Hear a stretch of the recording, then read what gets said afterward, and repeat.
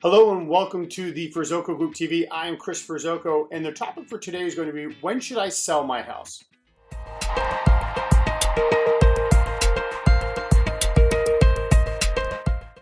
So quite often we are asked by sellers, when is the best time for me to sell my house?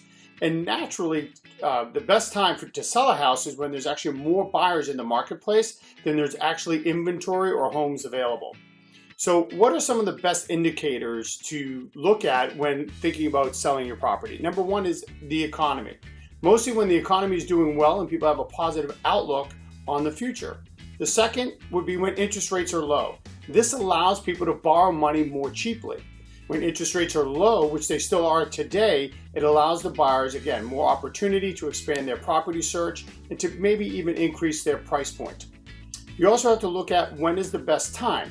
Traditionally, the best time has always been spring and summer. Not the only time, but traditionally the best time is spring and summer.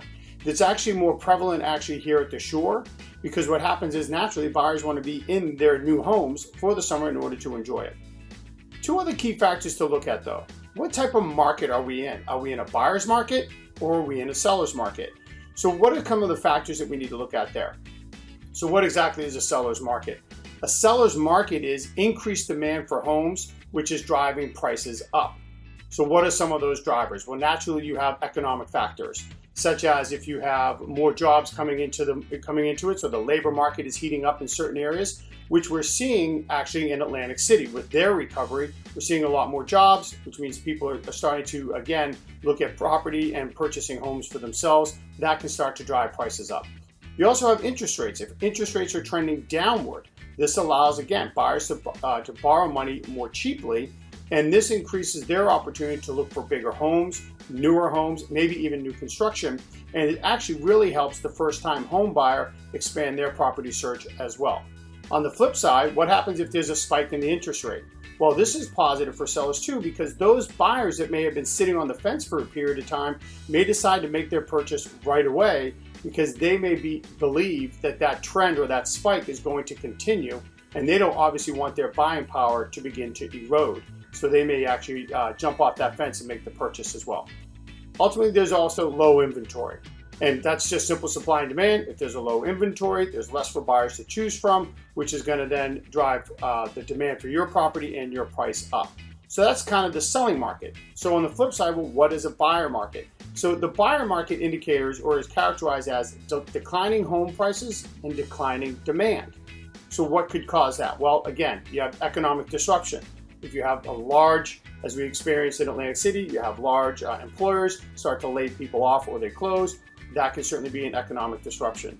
You have interest rates, if they start to trend higher, that reduces the buying power for the buyers that are out there, and that's also going to reduce the number of buyers in the marketplace. So that is a factor that creates a situation where you have a reduced amount of buyers, which means also that what will happen is a seller has to then push their price down in order to remain more competitive against other homeowners that are selling as well.